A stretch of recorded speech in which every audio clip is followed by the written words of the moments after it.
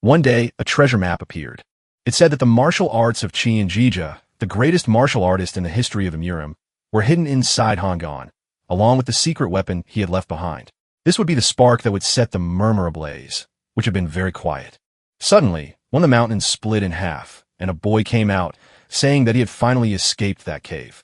The sky was blue, just like before at least. He thought that maybe it was the shock of leaving the place. But no matter how much he tried, he could not remember his life before entering there. Even so, he needed to remember in order to obtain his revenge. His first memory was from when he was 10 years old.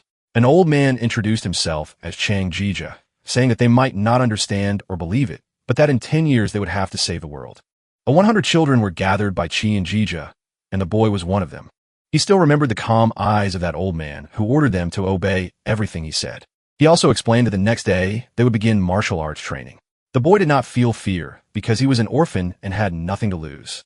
Chang'e warned that for those who tried to escape, he had sealed the entrance of the cave with a rocky cliff, and that it would also be very bad if someone tried to enter.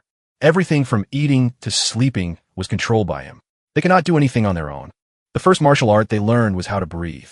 The art of the three energies, a technique that absorbed the energy of the heavens, the earth, and man. After that came how to use a sword, the sword of the three energies. Then how to move the body with the step of the three energies. In other words, everything had to be learned under the instruction of Chayang Jija. Even how to walk. Perhaps 3 years had passed when he called them again and explained that those martial arts could reach the realm of the martial gods. For the next 7 years, each of them would master these arts so that all of them could open that door and enter there. To prevent the calamity that would threaten this world, they had to train without hesitation. Then they entered that cave and were sealed inside. The boy knew the reason why they had to survive in that hellish place. Everything was because of Qian Gisha. As he had ordered, they trained tirelessly inside the cave. The mist that filled the place was actually condensed energy.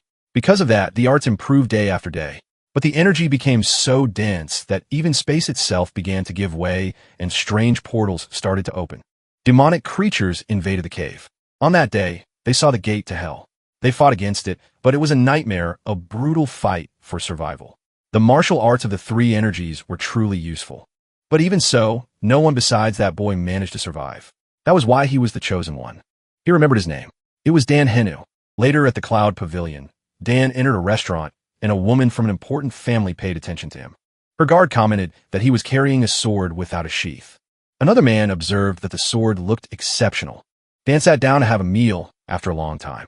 He had no idea how much time had passed without a proper meal. He ate with such appetite that even the other customers ordered noodles as well. But that young lady wondered why that man caught her attention so much.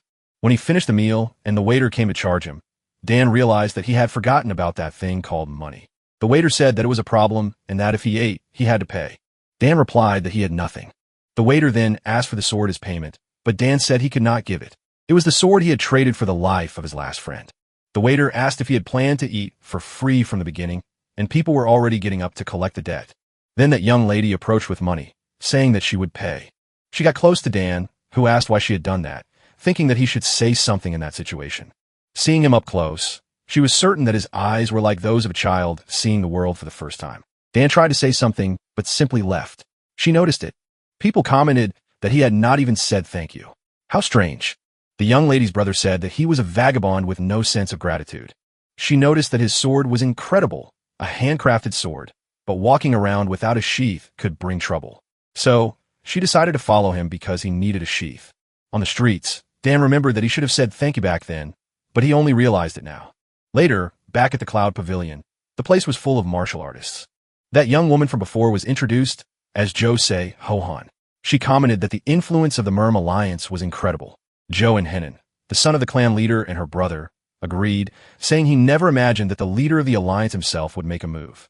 Sima Chao, the leader of the Zhou escort agency, said that the alliance, the Orthodox faction, and the forest bandits were all heading to Hangshan and that this was only part of the reason. The true reason so many people were following was probably the reputation of a leader. The greatest and most powerful martial artist in the Murim, Chun Jija, possessed extraordinary knowledge, countless hidden weapon techniques, powerful martial arts, and the ability to read the flow of celestial energy. In his final years, Chun Jija created a martial art called Shadow Lightning Blade and drove the world into madness using unique hidden weapon techniques. He passed his art to a mere beggar and turned him into an absolute martial master in just 3 years. That martial artist was eventually considered a public enemy and met a miserable death.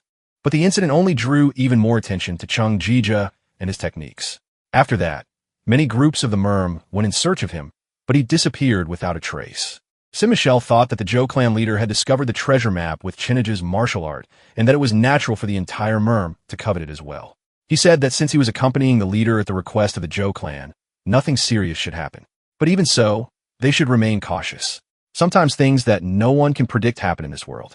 It was at that moment that Dan entered the restaurant and everything happened. Joyne asked if she was really going after that strange beggar, saying he was against it and that the man had nothing to do with her, no manners and no decency, and that her kindness would be wasted. Simmel agreed. Walking separately from the group at that moment was dangerous, and besides, the leader was also arriving.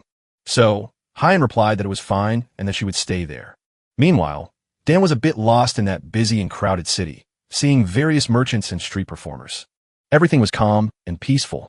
There were happy children and mothers happy with their children. Then, he remembered the past. He and his best friend had promised each other that they would leave that place alive. Aksajai had asked them to promise one thing. If they made it out, they would go to his house and tell his father. Dan said he would be the one to tell him. Axie agreed, but asked him not to die. But that day, Dan was careless. A creature almost killed him. But Axie stepped in front of the attack to be hit instead. Dan told him to get up, asking why he had done that when they had promised they would meet his father. Axie replied that among all of them, Dan was the strongest and that he had to survive and tell his father that he was sorry. Dan, looking at the light of the full moon, thought that his freedom had been bought with the lives of 99 people. He owed all of them and promised that he would make Cow and Jija pay. He wandered around and ended up returning to that same restaurant. That girl was still there, but he also noticed that at night, a huge procession of martial warriors had departed and that same young lady was accompanying them. Dan then decided to follow them. The group stopped in the forest very late at night, resting at the entrance of Hunan. Dan realized that everyone was heading to the place he had come from. The group behind was also going there. They were all searching for something specific. There were also Jigel Yung Chun, advisor of the Murim Alliance, talking with the alliance leader, Duwun. Du said that the unorthodox alliance and the Green Forest bandits were suddenly making a different move and that he was worried because times like these were always dangerous. Jagel asked him not to worry so much as they had heard that they were going for a completely different objective. Du replied that then his instincts were getting a bit dull. Meanwhile, some warriors tried to approach Sehon, especially Pang of the Flying Dragon, who asked if she was having difficulties and if she wanted to rest a bit. Her brother replied that everything was fine there and asked them to leave them alone. Suddenly, a group of bandits really approached. They were the Green Forest bandits, led by the blood-sucking demon, who said that they were very good at hiding, but that he had found them. The leader ordered everyone to prepare. The advisor asked for caution, as the unorthodox alliance had joined them as well. Du knew that the blood-sucking demon was a martial master, difficult to deal with. When the battle began, the blood-sucking demon destroyed the weaker warriors with kicks that broke necks and with his massive blade. After finishing off the weak ones, he went straight for Du Wun, and their blades clashed. The subordinates were killing each other, and clearly the Murim Alliance side was losing, being outnumbered. The blood-sucking demon asked if they were having difficulties and said that the secret weapon left by Giza belonged to them. Dan, who had been hiding, asked himself if he had really heard the name Giza.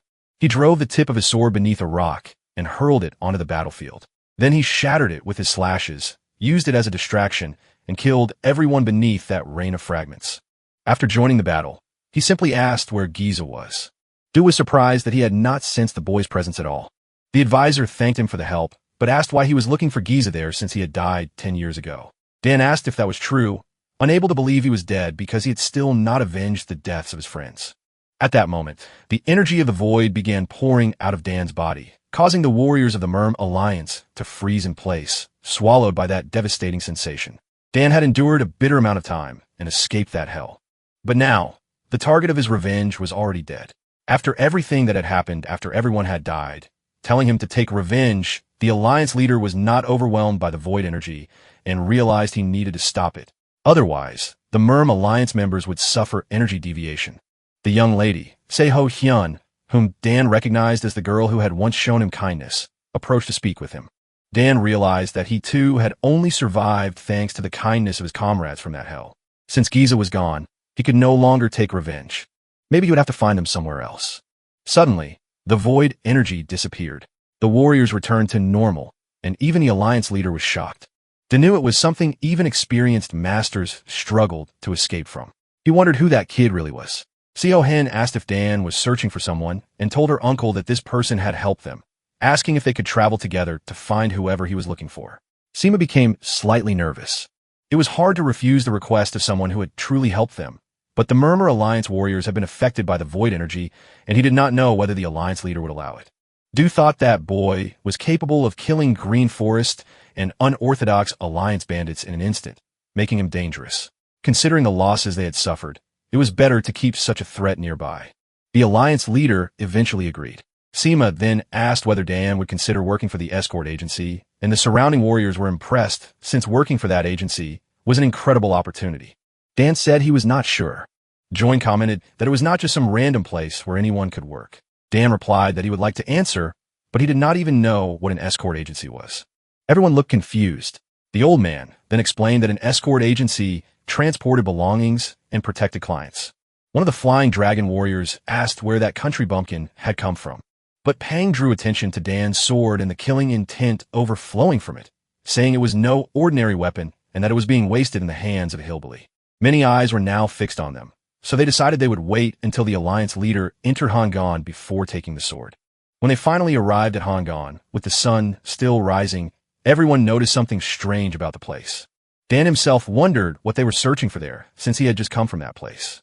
The Alliance leader asked whether they would finally see Gish's secret manual. The advisor replied that they had not even found the entrance to the cave yet. The warriors searched everywhere, but could not find it. The advisor suggested cutting the mountain in half, but Du said that might damage the secret manual. Dan thought that the place he had come from had already collapsed because he himself had split it in half. So, they would have to find the entrance Giza had originally used, the place where he could still sense Giza's energy. Then, he moved ahead of all the warriors and easily found the entrance. Du asked how he knew where it was, and Dan replied that he used to live inside there. Pang said he could imagine that, calling him a mountain savage and saying it was no surprise he carried a sword without a sheath. Du said the search would be conducted by himself, the advisor and the leader of the Flying Dragon Corps. While the others secured the perimeter, he told Dan that he owed him a debt and thanked him, but Dan replied that there was nothing inside except memories of death. Du thought the boy had become unsettled and asked him not to get involved any further since they could handle things from there. Then he advanced into the cave alongside the advisor. Dan thought that Jija really was dead and that he no longer cared about whatever they would find inside. Sion approached him and asked if he had really lived there, but then the Flying Dragon group appeared around her, deliberately blocking Dan's path. The big one said there was no guarantee that he was not a spy for the bandits. She replied that of course he was not. Pang asked how she could guarantee that, saying she was too kind. Another warrior said that if he was innocent, they would first confiscate the sword. Looking closely, the sword seemed old and worn at first glance, but its energy was extraordinary. They ordered Dan to hand over the sword. Dan replied that the sword was something entrusted to him by his dead friend, and that he would not give it up even if he died, doubting very much that they would step over his corpse to take it. The two Flying Dragon warriors then rushed at him. Dan easily noticed their strategy. They planned to attack together, flanking him. In that case, he would dodge and cut both of them down, and that was exactly what they did. He analyzed their movements perfectly. Before Dan could cut them in half, the Alliance leader ordered them to stop and told them to stand guard. People began wondering if they had really found Giza's secret weapon. Du ordered everyone to step back, saying it was over. Ping told the country bumpkin to consider himself lucky. Sihan looked worried, and Dan also did not understand what she meant by saying things were fine. She said she had been worried and realized they had not introduced themselves yet. After they introduced themselves, she got closer to him and said they needed to get ready to leave. And so the Murim Alliance expedition to find Giza's secret weapon came to an end for now. Back in Hue province, rumors were already spreading that the Murim Alliance had found Giza's secret weapon and would dominate the world with it. Everyone was talking about it, but at the main headquarters of the Murim Alliance, the leader DGO said that it was ridiculous and that no one would ever believe them, even if they said Giza's secret weapon did not exist. He was in a council meeting with the elders of the Alliance, and even though they had not found any secret weapon, the rumors had already spread. All they found in the cave in Hangan was a wooden box that seemed to have been left by Jija with a letter.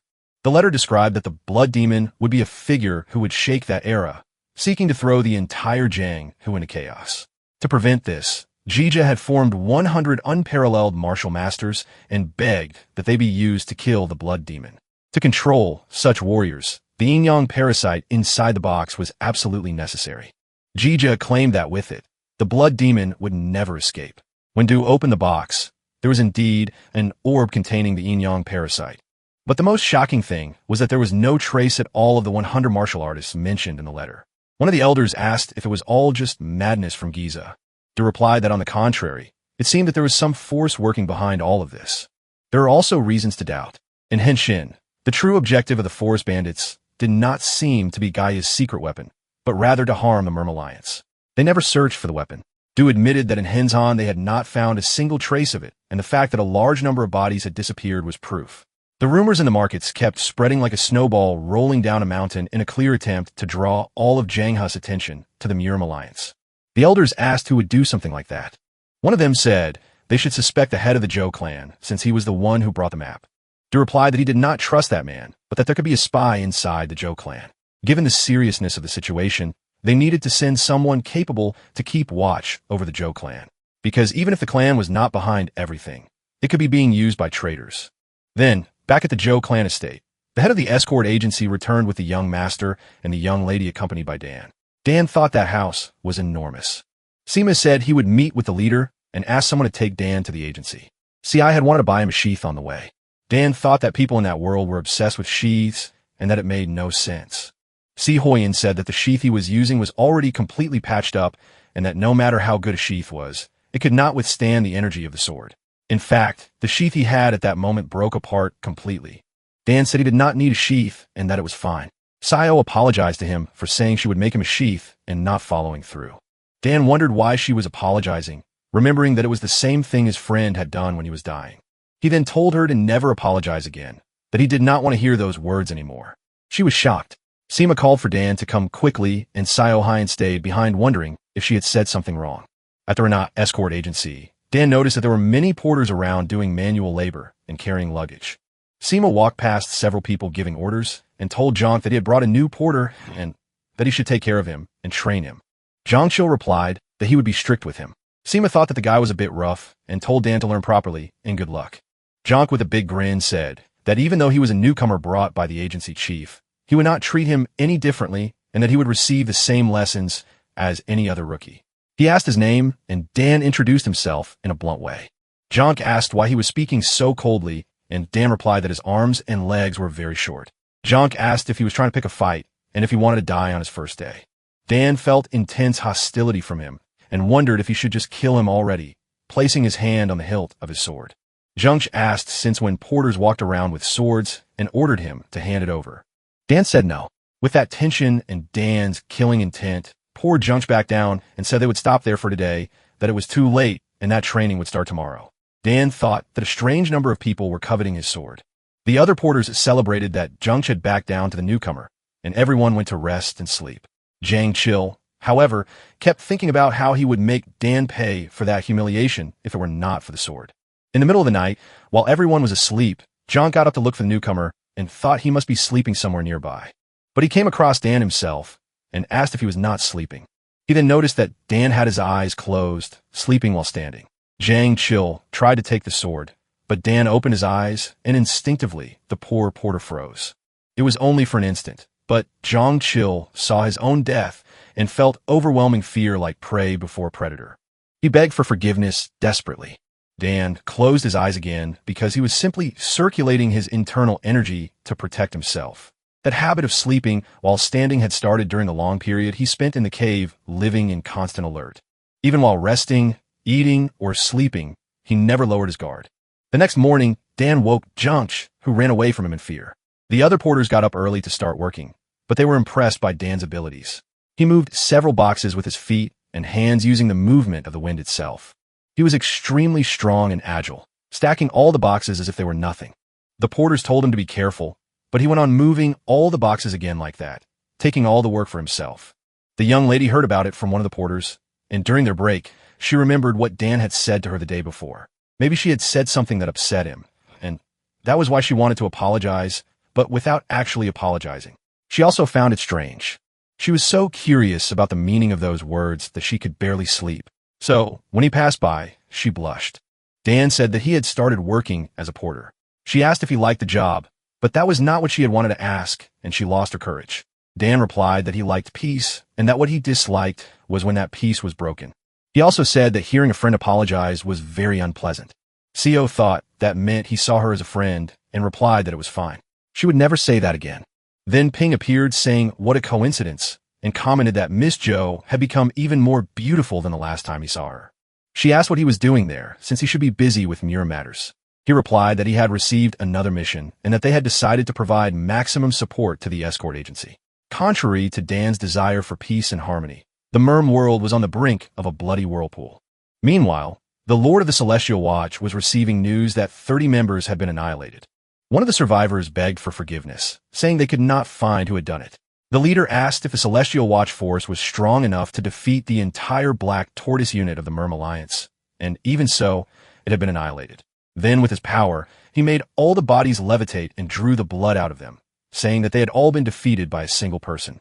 It must have been Jija. It must have been one of the monsters he had created, but he did not know if it was enough to defeat the blood demon. He was eager to find out. He ordered his subordinate to investigate everyone who had traveled with the Murim Alliance at Hongkong, saying that he would find the one responsible for destroying his Celestial Watch force. Meanwhile, Sion was staring at the Flying Dragon group. Pang thought that woman was always breathtaking, but wondered why she was with that bumpkin, saying a porter carrying a sword was ridiculous. Sion thought the Flying Dragon Corporation had come as a representative of the Alliance, and if they caused trouble, Dan might end up suffering there. So, she told him not to mind what Pang had said. Pang asked what kind of closeness there was between them. Mirong, Pang's sister, wondered if the reason he had come running the moment the leader gave the order was because of her, calling him show-off. But another person approached, asking if he was Dan, and said it was good that Miss Jo was there as well. He introduced himself as Helm Pio, an escort warrior from the agency who had come under the leader's orders to train the new porter. So said he had just started working and was already going on an escort mission. Pang said that was their job and thought it was a great opportunity to get closer to So Hyan. Dan asked what an escort mission was, saying he did not know, but he also could not give up his sword. Pio told him not to worry and that he just needed to follow him for now. The Flying Dragon group was already hoping the poor guy would get fired. Mirong thought men, for heaven's sake. Even the vice leader of the corporation could be childish when it came to women. But she noticed that this Dan did not even react when he was being provoked. So Han asked if he was really leaving already. Mirong thought maybe that guy was nothing special since he had given in to the provocation. But Dan said he would follow Pio because he could not be fired. Pio remembered receiving instructions from Sima, who said Junch would teach Dan how to work as a porter, but that he had to make sure Dan did not cause trouble during the escort mission. Pio also knew there was a need to make Dan give up before he got closer to Co Han, but he wondered why he needed to help with that. Sima said he would understand when he met Dan. Pio thought he could ignore the way he spoke since they said he had lived in the mountains, but a porter carrying a sword without a sheath was truly strange. He asked if Dan practiced swordsmanship. Dan replied that he did the art of the three energies. Pio thought he was a dreamer who wanted to be a warrior, and said the three-energy sword was the foundation of many martial arts, but there were others that worked much better. Then he drew his sword to demonstrate his skills, and told Dan to show what he knew first with the three-energy sword. Dan asked if that was a fight, and if Pio would try to kill him. Pio said no, it was just a duel to measure each other's abilities. Dan replied that he was much stronger than him, and did not need a duel to measure that. Pio asked how he could say that since he had trained his whole life, and Dan was just a practitioner. Even so, he said he liked his confidence, and would show how he could become stronger. Then Dan raised his arm, measuring something, and told his opponent it was the first time he would not kill someone with his sword. So he needed to calculate very carefully how to do it. After that he approached, measured where he should strike around Pio, and said it was fine. Now he could avoid killing him. Pio thought, so that was what the leader had meant, because that guy was truly strange. When Pio advanced before he even struck, Dan had already recognized the movement he would make and predicted everything. So he dodged before it even happened and brought down a strike from the heavens like thunder. Pio was grazed, thinking that had not been the three-energy sword. When he woke up a few seconds later, Dan asked if it had hurt a lot, sir. Pio asked what kind of martial art had been used. Dan replied that it was the three-energy sword, and that technique was the heavenly thunder. Pio said it did not look anything like the three energies and could not understand what heavenly thunder meant. He did not expect that guy to be a martial master, and not even the agency leader must have known that. Dan said Pio's skills were better, right? Pio thought that was ridiculous because he was so naive despite being so skilled. He decided to report it to the agency leader. But first, he needed to teach Dan the rules of society. He extended his hand, but Dan did nothing. P.O. explained that when someone extended their hand like that, it was to help the other person get up. Then Dan helped him up. So, Dan ended up staying at P.O.'s house, being hosted there, learning the basic rules of society. P.O. found it very strange when he saw Dan sleeping while standing. It was P.O. who taught Dan the skills he had lost after being trapped in that cave for several years. How to write, how to read, where to take off his clothes, and where not to. As a result, Dan became a porter under P.O. and little by little began to open his heart. But Murim was watching Dan very closely because the flying dragon had been sent specifically to monitor the Joe clan. However, she realized that her real task was actually to keep an eye on that kid. Even so, there was nothing suspicious about him. He was just a weird show-off. But she noticed that So-hun kept staring at Dan. She had peculiar tastes. After some time, Dan truly became a real member of the Renat escort agency. And finally, the day of the extremely important mission arrived. Sima told Mata that it was a very important mission and to return safely. Mata, one of the veteran warriors of the escort agency, said not to worry and that in the name of the agency, they would return safely. He went ahead as the vanguard. The carriages followed, accompanied by porters and other warriors, and only then did Dan's life in a civilized society truly begin. But a few days before they left for that mission in the office of the Joe clan leader, Joe Ilin was receiving the people from the Flying Dragon Corporation. Pang introduced himself, and the leader recognized him as the Sword Dragon. The others introduced themselves, and he was quite pleased. Joe Ilhai thought that woman was very polite and beautiful, and that she was perfect for his son.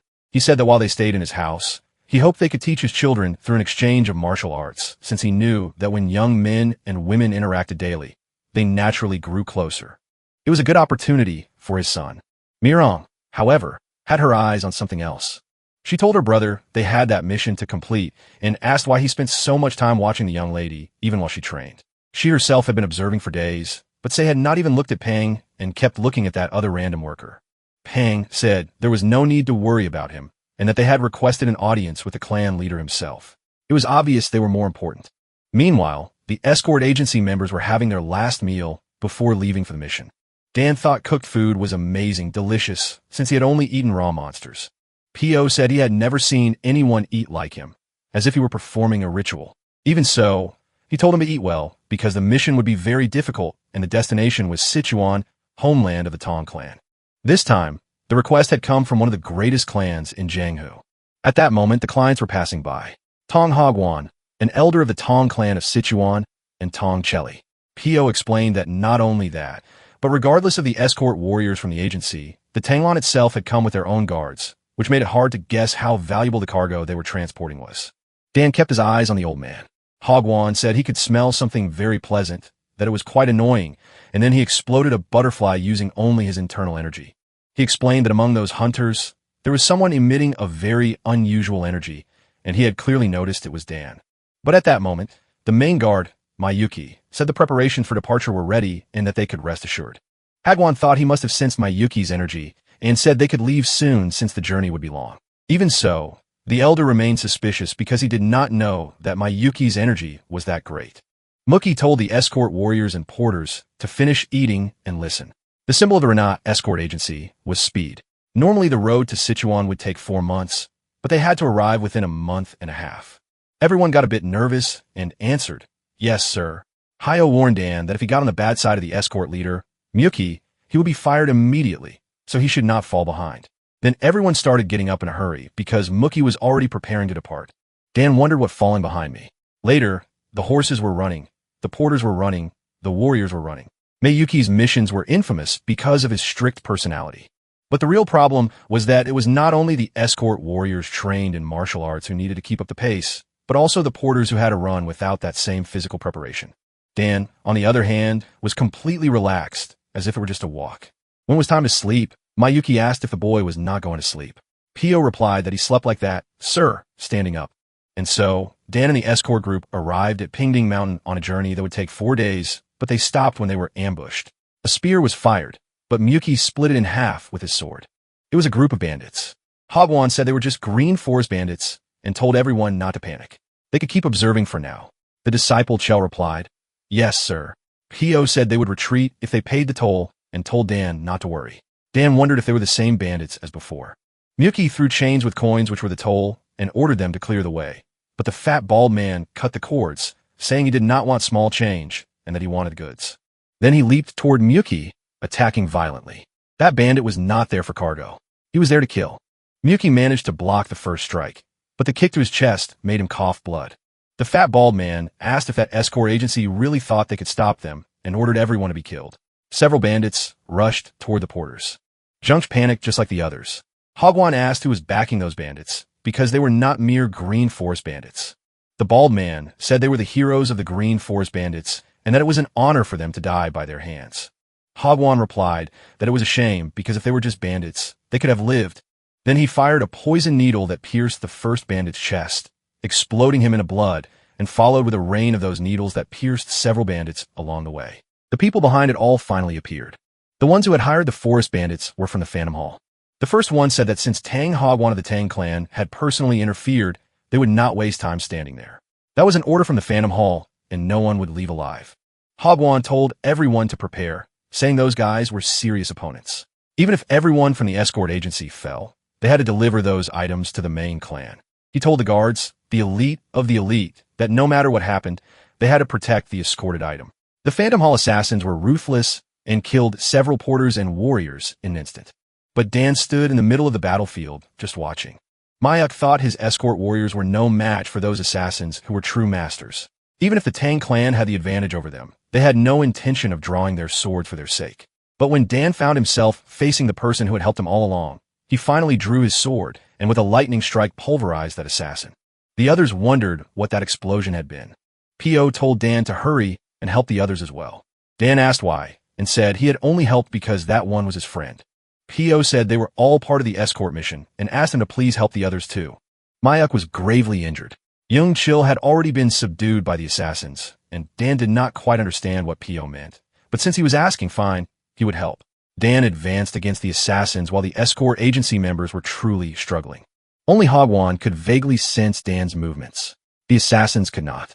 In just a few seconds, with only a few steps, Dan passed through all the Phantom Hall assassins and reduced them to ashes with his lightning. The leader of the Phantom Hall, Wuan Hei, wondered if the hall had really been annihilated since she had thought it would be enough to deal with a simple escort agency. One of her subordinates apologized, saying it seemed there was a very powerful martial artist there that their intelligence had not detected. She replied that she would handle it herself and would find out who that powerful master was. The woman clan, even if it was not considered one of the 5 great clans, was not inferior to them. It controlled a third of the trade and spread its influence with immense financial power. Information from the Tang clan had secretly leaked to the Woman clan. At that moment, the leader, Wuan Wang, was being informed that the Tang had succeeded in producing the thunder bombs together with the W clan and that they were transporting the equivalent of 5 carriages. Wang asked if they were saying they had uncovered the method of making thunder bombs that had disappeared hundreds of years ago along with the Thunder sect. The subordinate reported that the clan was descended from the Thunder sect and had managed to bring that method back to the world. Hang said that based on the reports about those bombs, they could blow up some ordinary sects without even making noise. They needed those bombs and a method to produce them. The messenger said that in fact, the young lady had found out everything and left together with the Phantom Hall. Huang asked how what Hai had done and where she had gone. The messenger replied that she had headed toward Ping Mountain. Hai was quite excited, moving toward that interesting man. Meanwhile, the escort group was burying the dead. Thanks to Dan's help, the escort agency had wiped out the enemies, but had also lost almost all of its warriors. Mayuk was alive, but gravely injured. The rest of the porters were terrified. Shelji said that in that condition, the escort mission would have difficulty continuing and that they should go back. Hagwon replied, no, they would deliver it to the end. Shur asked what he meant if he intended to continue with that agency in that condition, saying it would be better to look for another one. Then he said they had the Heavenly Thunder, and Hagwon asked what he meant. Hagwon even congratulated Shelly for having completed the secret art of Kong, the Heavenly Thunder, saying he could have warned them at least. Shelly replied that he had barely been able to see it. So of course, Coley had not been able to either, but he said it had not been him who used the Heavenly Thunder, and that if he was not mistaken, it had been that kid over there. Then Hagwon approached and asked which sect Dan belonged to and where he had learned all that. Dan thought that Cha had never taught the martial arts, only thrown them into that hell. The martial arts he had were something he had earned after a long time fighting on that boundary between life and death. In other words, his martial arts were his alone. He had not learned them anywhere. So, he told the elder that he had not learned from any sect. Hagwon asked how if those abilities had simply fallen from the sky and whether he was speaking rudely to him. Pio noticed what was happening and stepped in to explain that his friend had lived for many years inside a cave in the mountains. So, he was like that and asked the elder to understand him this time. Hagwon thought that, well, he seemed a bit arrogant. Even so, for the sake of completing the mission, the fact that he was so strong was very good. That porter also seemed to listen to the escort warrior's words. Pio told Dan not to say that kind of thing anymore. Hagwon said Dan was far more skilled than he had thought and that he would take the leader's place, becoming responsible for that mission. With someone who could use lightning leading the escort, no matter what happened, they would be protected. Pio asked if he would become the leader. Mayuki replied yes, that Dan was the only one left and that he himself would run back to the agency to send additional manpower. Meanwhile, Dan would lead. Pio thought someone had to take responsibility. So, he replied, yes, sir. But he still had a lot to learn, but would serve as the escort leader. Hagwon said they would not move that day anymore and would depart the next day after resting. But Shelley kept thinking that none of it made any sense. The novice porter was a supreme martial artist who had mastered the heavenly thunder. So, the Reen agency continued with Pio at the front leading. Meanwhile, Miyuki was returning to the Reen escort agency to report the attack as quickly as possible. But on the way, he was intercepted and quickly killed by a weapon pulled from chain. The Phantom Assassins, the assassination unit of the Blood Demon, had appeared. They had to annihilate everyone at the Zhou clan estate immediately. Meanwhile, the clan leader was with Sima, finishing several papers and documents. Sima asked why he was not resting. Zhou Ilian replied that he could not, because the more they delayed work and training, the less they would want to do them, so they would finish it quickly. But suddenly, he felt a killing presence, and soon they heard several people being killed in the clan courtyard. Of course, they had not noticed they were enemies because the assassins were skilled at hiding. The Blood Demon group had no intention of letting anyone leave alive. Sima drew his sword, asking how those lunatics dared to attack the Zhou clan. But Zhou Ilian told him to get out of there because the killing intent he was sensing was not normal, and he believed the situation would not be easily contained, even if he went personally. The assassins continued the massacre, and the Zhou warriors stood no chance. The Blood Demon assassins ordered everyone to be killed, including the people from the escort agency. Later, Sima was leaving together with the young lady to escape from that place. He told her not to stop because they needed to leave. She replied that her father was still there. He asked if she had forgotten who her father was, the strongest spear of Henan, the leader of the Zhou clan, unmatched in that region. The assassins truly felt he was a powerful man. But even so, they did not retreat. Sima said she did not understand that her father was holding the assassins back for her and her brother. Zhou replied that he was right and that they had to do it for their father. Sima said they needed to hide for now and apologized, asking if the Flying Dragon group could come with them. Murim replied that they would return to the Murim alliance right away. Pang asked if she was even listening to what she was saying, but she asked if he had not understood the situation, that they needed to report the attack as quickly as possible. The other warrior agreed. Pang said the assassins would start chasing them at any moment and that they could not leave Sima alone with the young masters. Sima thought that, in fact, if they could not get help, the only thing he could think of was that porter who had wiped out the forest bandits. He said they would look for other means and prayed for their safety. When the Flying Dragon group left, Sima told Saihan that they also needed to move and that they could head toward the escort mission group that had gone to Sichuan. Sion thought that was true, that if they went straight to Dan, they could fight the enemies, and she thought her father had to stay safe until then. After a long time fighting the assassins, the clan leader was still standing, but extremely wounded. He asked who they were and why they were attacking the Zhou clan estate. Then the leader of the assassins appeared in the distance, asking if he wanted to know the reason before dying. At the last moment before his death, Ilian asked how he was still alive. Then his head was blown apart by the Blood Demon, who said he had discarded that name he was about to say. When dawn came, the Blood Demon looked at the pile of ashes that had been the Zhou clan estate, saying the assassins had handled the job very well.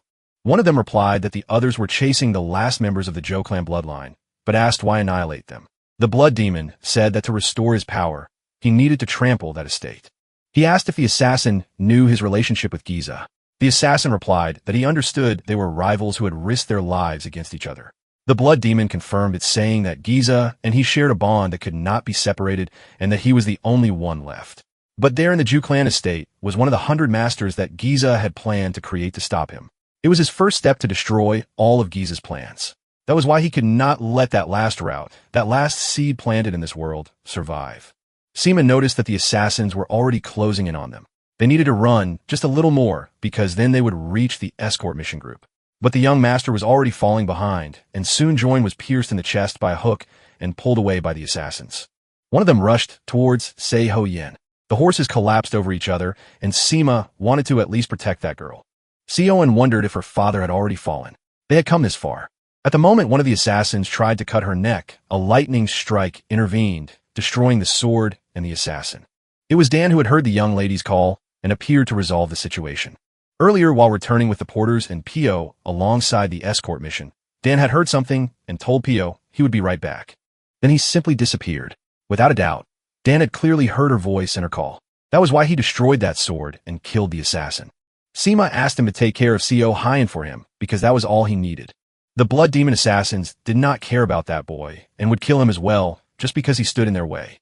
But Dan touched Siosen's forehead, and suddenly she felt all the fear and exhaustion that had built up in her body disappear. He told her to hold back her tears, saying it would all be over soon. Then he turned with an aerial strike, and multiple lightning bolts struck the assassins. They were all electrocuted to death. Sio wondered if nearly 20 assassins had turned to ashes in the blink of an eye, and if she had even a fraction of his strength, maybe she would not need anyone else to protect her. Later, she buried her loved ones, saying she would return soon and that they should rest in a better place. Then she asked Dan what she should do now, how she could live alone without her father or her brother. Dan had also been left alone. He had survived that hell by himself and made it out into this world. The first person who had reached out a hand to him was that girl, so he would stay there for her as well. He told her to live with gratitude for those who had gone before, to live doing what was right and what she wanted. She replied that she also wanted to join him on the escort mission, that she wanted to stay by his side. Dan took her arm, said that then they would go together, and told her not to let go. Then he leaped over the trees, carrying her in a movement that for So-Haen was not simply martial arts. It felt like flying through the clouds. As they moved swiftly through the trees, Dan's actions brought her more comfort than any words could express. She thought he was incredible, that her uncle was also considered a great martial artist. Yet, even so, the assassins had taken him down. She asked how he was so strong since their ages were not that different. He replied that spending a long time fighting for survival made a person like that. She asked who he had fought against, and he said he had fought monsters, demons. She asked him to tell her more about it. But just thinking about that hell, Dan did not want to tell anyone anything. If he were to speak about it, he would have to tell how he had climbed back up, stepping over the corpses of the 99 companions who had died to reach Gianna, only for that bastard to already be dead, leaving him without the chance to take revenge. So he said he would tell that story, but not now. Dan brought Sei Ho Yin back to Himio, and she came face to face with the last remaining warrior of the escort agency. And the place where Dan Hyen, Hu, and Josel Yin ran to without stopping was precisely back to the Renat escort agency group. When they arrived, Heo was completely confused and asked how the agency and the entire property could have simply vanished. The porters also started to worry, wondering what they were supposed to do from now on. Many began asking themselves if they would now have to search for another place to live and work. Jose Yin apologized for bringing such terrible news right in the middle of the mission. But Hunjio replied that it was fine because she was probably the one suffering the most from all of this. Even so, he noticed that the group's morale, which had already dropped after the previous attack, had now practically disappeared completely after hearing that news. In the situation they were in, they might not even be able to complete the escort mission. But then he tried to encourage everyone, reminding them that there was still the huge commission promised for the mission. With that money, all of them could start their lives over again, even if only in a simple way. Maybe they could even rebuild the Renat escort agency itself. Hearing that, Jose realized what he was trying to do. She understood that this was not the time to remain trapped in grief. There were still members of the Zhou clan alive there, people she was responsible for. So, she decided that she would become strong like Dan Hyenhu and avenge her father's death. Soon after, Dan Hyenhu asked if they would leave again immediately. Jose answered yes, because the escort mission had to continue. Meanwhile, Ilan Zhou asked his uncle if that woman really was not the leader of the Zhou clan, but his uncle simply told him to ignore it and keep focusing on the mission. Deep down, he was still extremely shocked by the disappearance of that mysterious porter. Even so, he thought that as long as that man kept participating in the escort, it would not matter whether they were transporting a woman or even a tiger alongside the caravan. The group then resumed the journey in a hurry, wanting to finish everything as quickly as possible. During the trip, Zhou Yin became curious about something Dan Heian who had said earlier. He mentioned that he had been fighting monsters for a very long time, but she had never heard of a place like that. She did not really understand what was happening to him. So, she asked if he could explain what he meant before. But instead of answering, Dan Hyen, who asked if Chanjo was really dead. She replied that it was what everyone said since he supposedly died 10 years ago. Even so, Dan Hyen, who kept thinking that maybe he would never get his revenge. Honestly, he did not believe that Chang'e was truly dead. Then he asked why there was such suspicion and whether there was any evidence. At that moment, Hyeon Pyo explained that there were many strange things surrounding Chanji's supposed death. Normally, rumors have a clear origin, but in this case, nobody knew where it started. Even so, the entire world believed in his death simply because he disappeared. It almost seemed as if someone had been spreading that story throughout all of Django on purpose to convince people that he had truly died. Jose then asked if he was saying that someone deliberately created the rumor. But why would they do that? Honio answered that he still had no concrete proof, but there was a possibility that Chun Jija himself had spread the rumor about his own death. But before Dan Hyen, who could finish thinking about that, Peng Shelong ordered everyone to stop. In the middle of the road was a destroyed carriage. One of the men there apologized for the inconvenience and explained that they probably would not be able to repair it. Then he asked if they could take the young lady along with the caravan to the next village. At that moment, Pang Choyong recognized the symbol displayed on the carriage. They belonged to the One clan. That immediately made him suspicious. After all, after so many attacks during the mission, it was very likely that information about the escorted cargo had already leaked. And now, conveniently, a carriage just happened to break down right in their path. Then the young lady finally appeared. It was Won-hai. Her overwhelming beauty left almost everyone completely mesmerized except for Dan Hyen, who simply did not care. When she jumped down from the carriage and approached them, the men were so enchanted that even Pinkoli stopped for a few seconds just to admire her. With light movements, almost like a butterfly landing, Won-hai climbed directly onto the cargo wagon and sat there. Immediately, Jose commented that she should not enter the wagon carrying the goods. Hyeon Pyo immediately agreed, saying that it obviously made no sense, but Dan Hyonggu remained completely indifferent. Meanwhile, Pang Exkyong eventually gave in and said that since her carriage was destroyed, she could travel with them until the next village. Hearing that, even Hyeon Pyo thought the old man had fallen for her charm too. Won-hai politely thanked them while the porters were practically drooling over her already. Only Hing Pyo and Dan Hoon Woo seemed unaffected. Even so, Ping Cheong still asked why she insisted on staying in the cargo wagon when she could ride in another, more comfortable one. She calmly replied that she was already receiving enough help and could travel there just fine. Then, the caravan resumed its journey. Meanwhile, Woman Hai secretly began speaking with her men through voice transmission. She commented that it was fortunate the old man had agreed so easily. Then, she started analyzing the entire group. She noticed that there was only one escort warrior and around 30 porters. Aside from Pang Kaeliong, she could not see any true martial master there.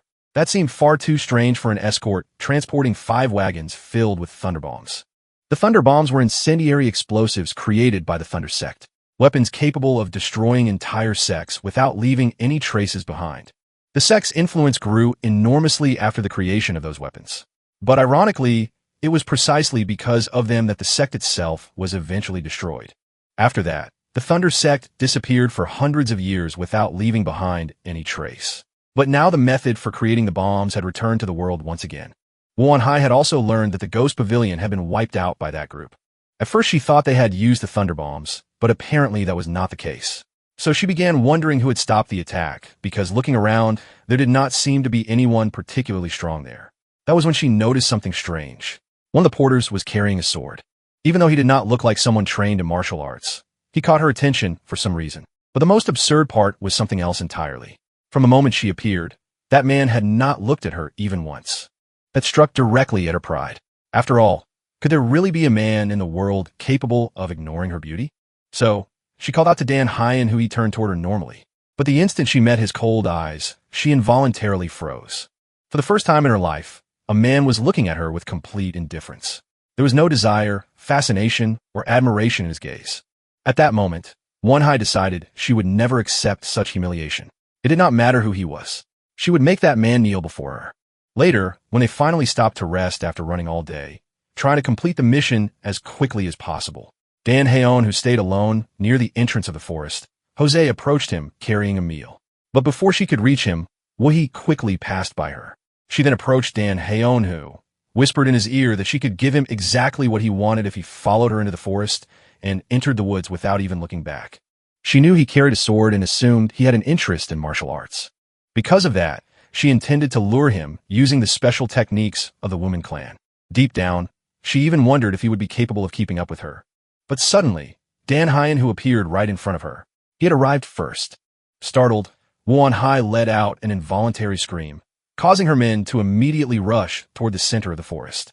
Unable to understand what had happened, she asked how a mere porter had managed to arrive before her. Then she demanded to know who he really was. He calmly replied that he was Dan Hyen Hu, but he made it clear that it did not matter. What he wanted to know was where Chun Jija was. Then he told her to give him the information quickly because his meat soup was getting cold. But Won Hai answered that she did not know where Chiana was. So Dan Honu simply replied that in that case he would leave because she did not have what he wanted. Won Hai then said she still had a few questions to ask. But at that moment her men quickly approached furious after seeing the situation. They demanded to know what that mere porter had done to Miss Won and were already prepared to draw their swords. But before anyone could even react, Dan Hanhu simply disappeared from right in front of them. At that moment, Won Hai realized that it was not just an ordinary movement technique. He had literally vanished. Shortly afterward, a powerful gust of wind passed near Josie, and the bowl of soup she was carrying disappeared from her hands. In reality, it was Dan Hyen who had taken it. He appeared calmly while already tasting the soup, and commented that thankfully it had not gone cold. Josie Olan was completely surprised and asked if he had been together with Wunny. Then she commented that the young lady was truly very beautiful. Dan Haeon, who calmly replied that yes, she was beautiful. He even said she could probably win over any man she wanted. Then Jo Seljon asked if he also thought she was beautiful. He answered yes. He said she was just as beautiful as Jo Silent herself. But immediately afterward, he added that he did not like beautiful women. According to him, the temptation brought by a beautiful woman always ended up leading to death. Meanwhile, back in the forest, one of Won Hai's guards commented that he was now certain Dan Hyenhu was the one who destroyed the terrifying ghost hall. Even so, Won Hai replied that she still needed to observe him longer. After all, aside from his name, she still knew absolutely nothing about him. The following morning, before they even realized it, the Renat escort mission was already nearing its destination, Sichuan. During the trip, Josian could not stop thinking about what Dan Hienu had said the previous night. She began wondering what kind of life he had lived to believe that the temptation of a beautiful woman inevitably led to death. That was when Hyong Pyo appeared and warned everyone to stay alert from that point onward. According to him, the closer they got to their destination, the stranger the atmosphere became. And the worst part was that his sense for danger was almost never wrong. Both Ping Cholong and Il Hai Zhou were feeling the same thing. While analyzing the situation, Pang Koliong thought they would probably arrive the next day, and if there was still any remaining threat, then it could only be the Black Viper sect. The sect had grown enormously over the last 10 years, and had become the only force in Sichuan capable of threatening the Tang clan. Because of that, Pangshe Uluyang began suspecting that information about the mission might have leaked from inside the Tang clan itself. Shortly afterward, Jocelyn warned Dan Hyenhu that there might be an ambush along the way, but he calmly replied that yes, he already knew, and he even gave the exact number, around 100 people. At that very moment, Wu-He was shocked. She began wondering if he could truly sense people's presence, and even identify exactly how many were hiding. It was becoming far too absurd. And indeed, only a few seconds later, dozens of warriors emerged from all directions surrounding the escort caravan. Dan Hyenhu immediately realized that only 50 of them had appeared first. But before he could act, Pang Cho-yong told him to keep protecting the cargo. Then he declared that those Black Viper sect trash would die by his sword. Right afterward, the old man charged forward and unleashed a true storm of poison needles against the enemies. While watching the battle, Haeung Pyo asked Dan Hyen whether he thought they would really be all right. But he simply told him not to worry. He only said that the old man would win. And he truly did. The Tang clan took responsibility for dealing directly with the Black Viper sect warriors. Even though the sect had grown greatly over the last 10 years, numbers meant nothing before true experts, especially in front of Ili Zhou and Pang Kaelyong. Even so, several hidden observers could not hide their discomfort. While watching the scene, Won Hai realized they had completely underestimated the Tang clan of Sichuan. After all, they were eliminating 50 men with extreme ease. One of her guards even commented that even if another 50 Black Viper warriors appeared, they still would not stand a chance. So, Won Hai decided that the best option was to retreat for now. The problem was that she did not know how to give the withdrawal order without drawing attention. But at that moment, Dan Hyenhu calmly said that if she wanted to leave, he would not stop her.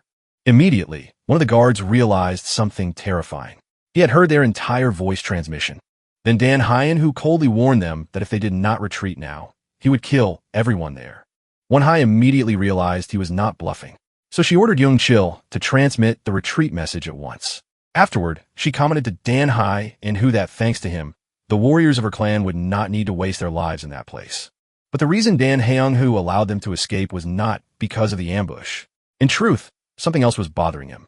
A monstrous killing intent that had been scraping against his nerves since earlier. Meanwhile, Pang Kaoling was effortlessly crushing the Black Viper Sect warriors. But hidden within the shadows, an assassin was watching everything. He realized the vanguard had been completely annihilated. But that was part of the plan. The 50 men sent earlier were merely bait. The moment the Tang clan warriors relaxed because of their victory, they would be attacked by the true main force, the Crimson Moon Troop. Everything was proceeding exactly as planned. Since Dan Hanu pretended not to notice the retreat, the other 50 men managed to escape alive. Even so, he continued sensing that disgusting killing intent surrounding the area. That night, the group set up camp once again. During the preparations, Hunjio asked whether Miss Jo Selion could sleep together with Miss Won Hai since her tent would be set up beside the carriage, but Jo Sun replied that it was fine for her to sleep together with the others. Then she began saying that she had never truly valued the escort agency before. In the past, everything had always seemed calm and peaceful, so she believed transporting goods was simple work. But after participating in that mission, she had finally understood the truth. The escort warriors and the porters were always risking their lives to protect others. That was why she decided that as a member of the Renat escort agency, she would sleep alongside all of them. And on top of that, she made another important decision. She would become a true escort leader, and not simply because she was the young lady of the clan. At that moment, Dan Hyen, who appeared and said that work inside an escort agency actually began as a porter. Hyong Pyo replied that technically he was not wrong. Then Jo Seolon asked them to teach her how to become an elite porter. Hearing that, Hunjio felt extremely proud of young Lady Jo's growth. Meanwhile, it was explained that the Crimson Moon Troop was a group of assassins carefully created by the Black Viper sect. Because of their peculiar techniques, they specialized in ambushes, stealth assassinations, and completely hiding their presence. At that moment, Dan Hyen, who was walking alone through the forest, searching precisely for that killing intent he continued to sense. Hidden within the shadows, one of the assassins ordered all members of the Crimson Moon to prepare themselves because the time for the ambush had arrived. But at that exact instant, Dan Hyen, who finally found them. Then he coldly stated that he knew they were hiding there. While the escort group slept without realizing anything, the assassins prepared to attack. But before they could make a move, Dan Hyen-ho charged forward. It was so fast that it looked like teleportation. In complete silence, he appeared in front of one of the assassins and took him down instantly. Right after that, another one died without even having the chance to react. Two of them were already gone without making a single sound. Then the captain of the assassins finally gave the order to attack, telling everyone to charge forward and leave no one alive. He himself rushed straight toward Pang Cho-long, saying that the old man had worked hard to bring the thunder bombs all the way there. But in the end, the Black Viper sect would be the one taking them. But at the very last second, his attack was blocked by a cracked blade. Dun Hyun-hu Esort, the leader of the assassins, became furious and demanded to know what the Crimson Moon members were doing because there was still a sentry alive. The other scouts were also shocked because they had not sensed the slightest presence until that moment. Then the leader finally realized something terrifying. Dan Hyen, who had been listening to all of their voice transmissions. Then Dan Hyen, who calmly asked if Crimson Moon was really the name of the group, Crimson Moon. Dan Hyen, who explained that the Crimson Moon Troop had already been wiped out and that he was the sole survivor. The assassin leader was horrified and asked where a monster like him had come from. But Dan Han, who simply replied that he could keep the others company in death. Then in a single lightning-fast motion, he cut off the leader's head without giving him any chance to react. When Island Joe woke up, he told his uncle that the entire forest was filled with the bodies of assassins. Joss asked what had happened, and Hyong Pyo explained that they had suffered a surprise attack. Even so, all the porters were alive, and only the enemies had died. All because Dan Hyen, who had appeared in time to protect the group once again. Woo-hee realized once again that he had saved everyone, but she could not understand that man at all. Before she had thought he was merciful, but now she was no longer so sure. To her, Dan Hyen, who was someone impossible to read. With his help, the escort group managed to escape the crisis.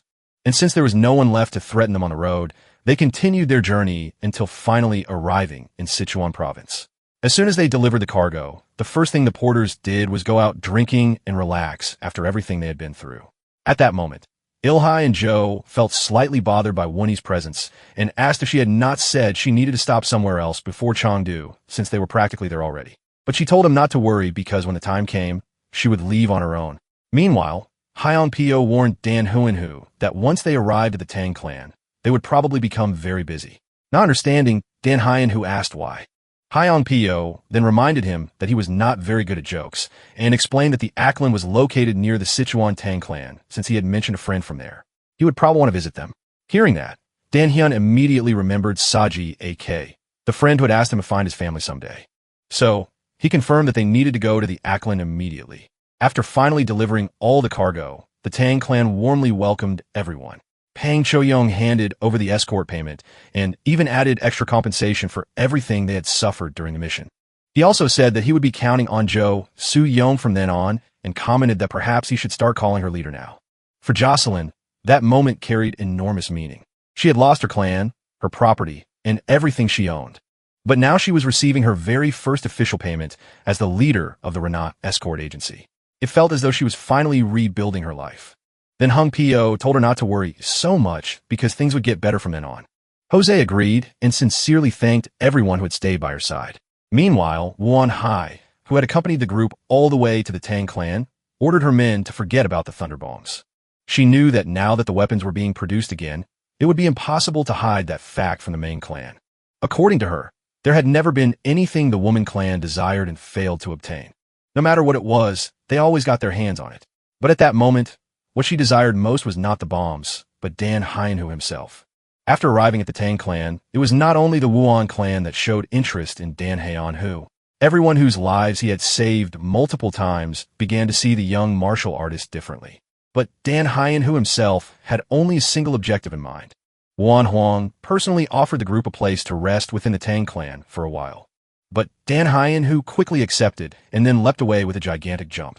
From the top of one of the tallest buildings, he began searching for an energy flow similar to Seiji Ayak's. After some time, he sensed a distant presence. Maybe it was only a tiny thread of hope, but it was all he had, so he decided to follow it. Later, Jocelyn asked where they were going, but Hyung Pyo replied that he would explain better once they returned because he himself was still uncertain about many things. Then, Dan Hyeonhu simply patted her on the head. However, it was not an ordinary gesture. Along with that gentle touch, he also transferred a bit of his energy into her, as if trying to calm her, while silently promising that he would return. When they departed, Hyun Pyo noticed that someone was following the group. Looking more carefully, he realized it was Won Hai, most likely chasing after Dan Hyeonhu once again. So he discreetly slowed down while observing the pursuit. At that moment, Dan Hee-hoo shared part of his energy with him, making his body feel far lighter and drastically increasing his speed.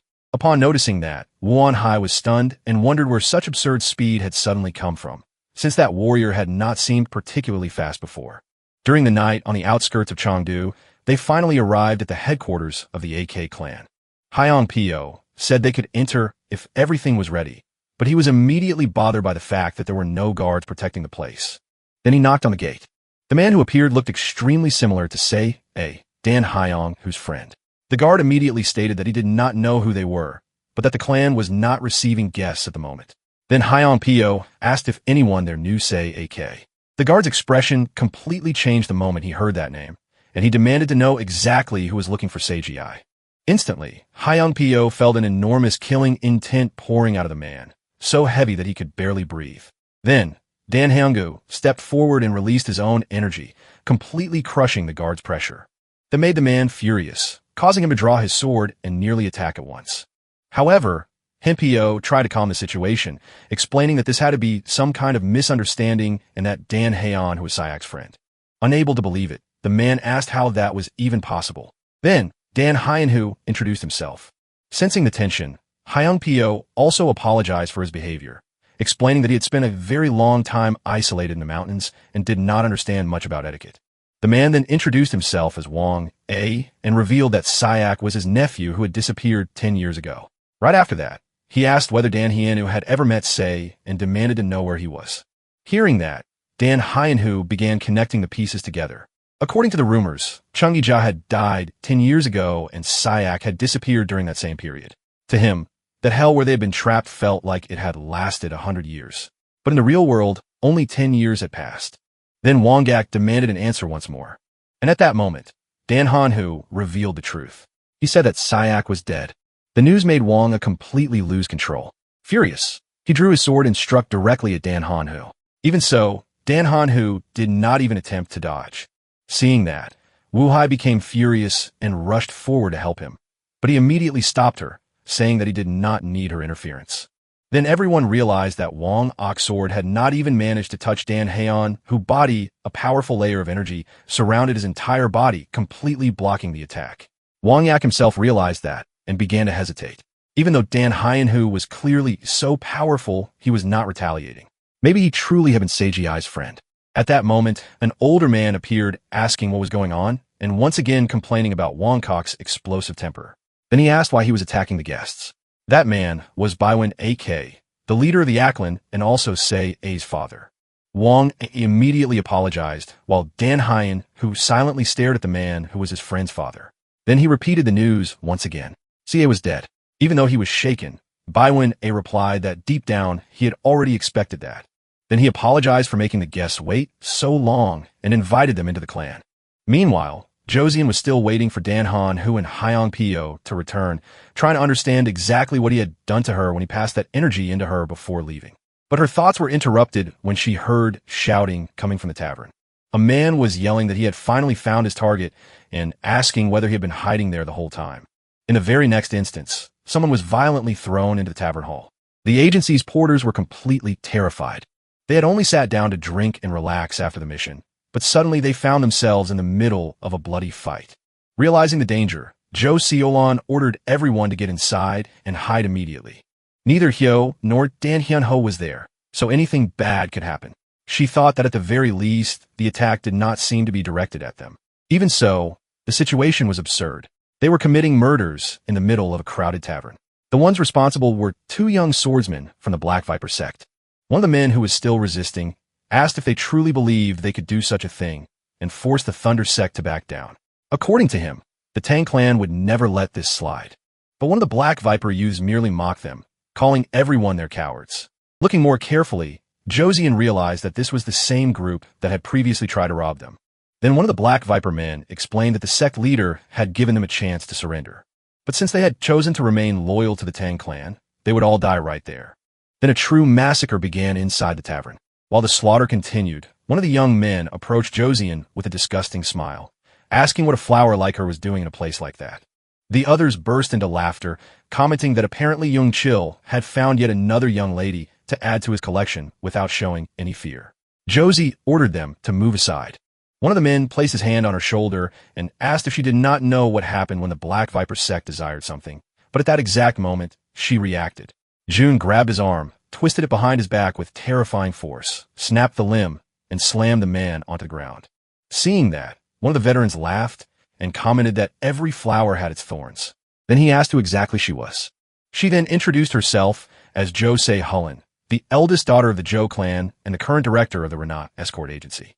The men behind her looked impressed and said that it had to be a joke because how could they possibly fail to recognize such an impressive young lady? The veteran then remarked that they should treat her better, even while maintaining a firm expression. Jo Shaw knew perfectly well that her abilities were nowhere near enough to face all of them alone, so she gathered her key and shot out of the tavern using all the speed she had. She did not want to drag the porters into that conflict. As she ran through the streets without knowing whether she would truly escape alive, the whole situation felt almost infuriating to think about. The AY's only truly powerful warrior had gone away, leaving the young leader alone in the middle of that chaos. Meanwhile, far away from there, the atmosphere was completely different. Inside the AK clan, everyone was calmly drinking tea while being welcomed by their hosts. During the conversation, Baiwen AK commented that it would have been 20 years old if he were still alive, and he asked whether he and Dan Hyun-hu were the same age. Dan Hyun-hu respectfully answered that they were. At that moment, Hyun-gyo noticed something amusing. If Dan Hyun-hu was 20 years old, then he himself was practically twice the age of that boy. After that, Baiwen AK asked exactly how had died. The atmosphere instantly turned heavy. Then, Dan Hyun-hu explained that had been his companion and friend. The The two of them had made a promise while trapped in that hell. Whoever survived would find the other's family. According to him, she often said that he might not make it out alive. But Dan Hyen-who would always answer that they would both survive together and visit the families of their fallen comrades side by side.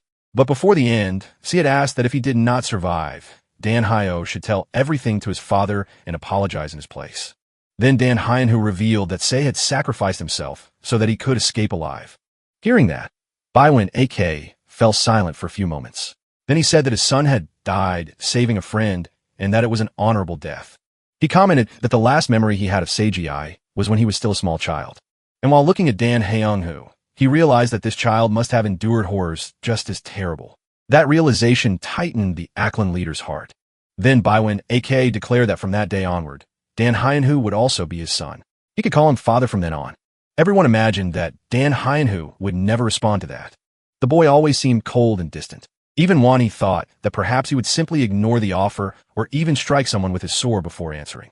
But to everyone's surprise, Dan Hyeon-who calmly replied, "Yes, father."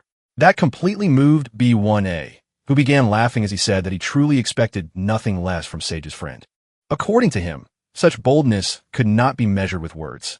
Then he declared that after 10 years, it felt as though his son's spirit had finally returned home. Because of that, he ordered drinks to be brought out, saying that this was a day for celebration. With the AKC clan leader order, the atmosphere became much lighter. During the conversation, Wang ended up telling Hyong Pyo the entire history of the clan. 10 years earlier, before C's disappearance, the Ackland had been nothing more than a small martial clan without much fame in Sichuan.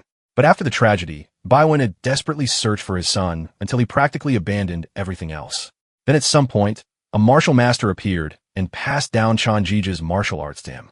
After that, Baiwen AK completely devoted himself to training in the moon-destroying blade art, using all the pain of losing his son as fuel. That was how he built the AK clan's current reputation.